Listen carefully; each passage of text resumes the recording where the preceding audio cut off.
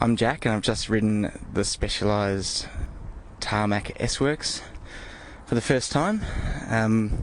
Look, firstly, you notice the bike. It's a beautiful looking bike.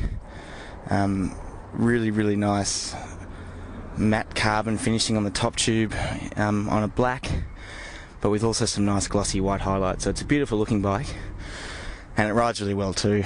I was really impressed at the way it corners. So it doesn't feel like it's a race bike so much, as in it's not super twitchy. I didn't ever feel like I was going to lose it. It just tracked beautifully through the bends, and in saying that, it didn't feel like a big boat of a thing either. It was a really nice geometry, and I guess that can all be attributed to a really well designed wheelbase. So it's not too long, it's not too short. There's no real toe overlap as well, so if you feel game to track stand at a corner or something like that, you're not going to worry about hitting your foot on the front tyre and looking like an idiot.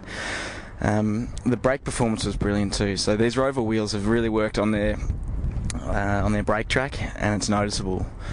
I had to pull up quite suddenly on one occasion when a tow truck pulled out in front of me really quickly, and it just had no ways. It didn't lock up at all. It just came to a stop nicely.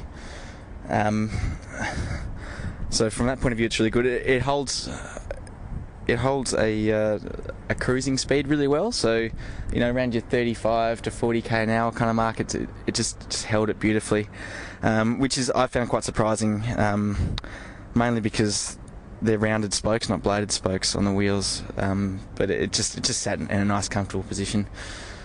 My slight knock would be when I was out of the saddle up a couple of steeper hills and really just trying to accelerate to a sprinting speed. There was a little bit more movement through the bottom bracket and at the front end more than some other bikes in this class. But look, I guess that's why they've got the Venge model out. So if you are a thoroughbred sprinter and you really want to wind it up, you'd probably be looking for a more aggressive bike in that frame. So there's that as a slight issue, but other than that, the bike was brilliant.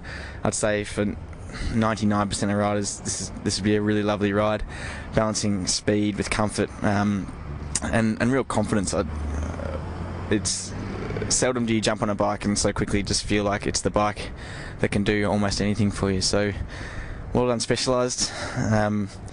You've come up with a bike that looks good and feels really good as well.